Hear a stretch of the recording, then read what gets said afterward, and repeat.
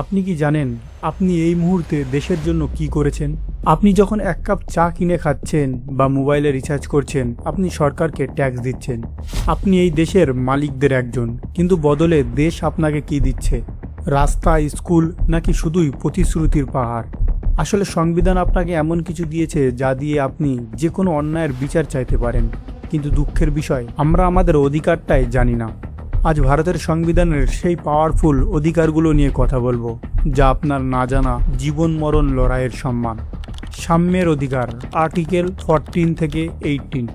সংবিধানের 14 নম্বর ধারা বলছে, আইনের চোখে সবাই সমান, রাজা হোক বা ফকির, সবার জন্য একই আইন।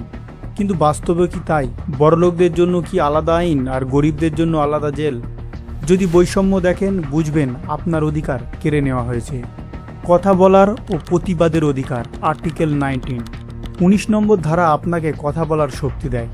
আপনি সরকারের সমালোচনা করতে পারেন, আপনি ভুল নীতির প্রতিবাদ করতে পারেন। কিন্তু আজ কি আমরা ভয়ে মুখ লুকিয়ে থাকছি? মনে রাখবেন, সংবিধান আপনাকে চুপ থাকতে বলেনি। ধর্মীয় স্বাধীনতা, আর্টিকেল 25 থেকে 28। ভারত একটি ধর্মনিরপেক্ষ দেশ। এখানে আপনার ধর্ম পালনের পূর্ণ অধিকার আছে।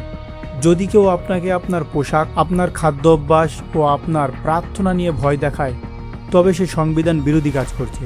কারণ এই অধিকার স্বয়ং ডক্টর আম্বেদকর আপনাকে দিয়ে গেছেন। শোষণ বিরোধী অধিকার, আর্টিকেল 23 ও 24। কোনো শিশুকে দিয়ে কাজ করানো বা কাউকে জোর করে খাটিয়ে নেওয়া দণ্ডনীয় অপরাধ। আপনার আশেপাশে এমনটা দেখলে রুখে দাঁড়ান।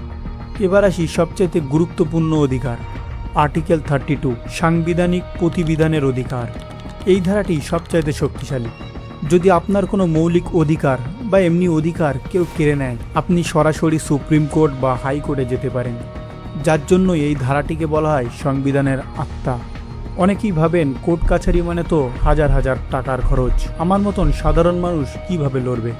এখানেই বড় তথ্যটি লুকিয়ে আছে।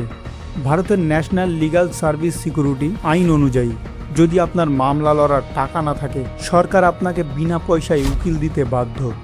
আসলে আমাদের সমস্যা টাকা নয়, আমাদের সমস্যা হলো আমরা আমাদের অধিকার সম্পর্কে অশিক্ষিত। আপনার কি মনে হয়, আজ কি এই দেশে সবাই সমান অধিকার পাচ্ছে, নাকি অধিকার শুধু নির্দিষ্ট কিছু মানুষের পকেটে? আপনার মতামত কমেন্টে জানান। ভিডিওটি শেয়ার করুন যাতে আপনার পাশের মানুষটিও জানতে পারে সে কতটা শক্তিশালী। মনে রাখবেন, যেদিন আপনি নিজের অধিকার চিনবেন, সেদিন অন্যায় করতে অপরাধী 10 বার ভাববে। আর যতদিন আপনি চুপ থাকবেন, ততদিন তারা আপনাকে শাসন নয়, শোষণ করবে। আমি সংবিধানের পক্ষে, আপনার পক্ষে।